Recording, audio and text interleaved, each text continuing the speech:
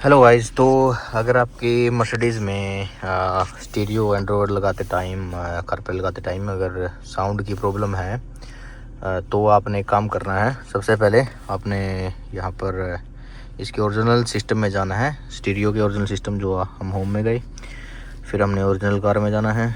Okay, तो यहाँ पर आपको ऑडियो का जो ऑप्शन है, ओके, तो मैं आपको दिखा भी देता हूँ इसमें। एक सेकंड, वो नहीं होता शायद। ओके, तो आप देख सकते हैं ऊपर ऑडियो का जो ऑप्शन है, इस पर आपने क्लिक करना है।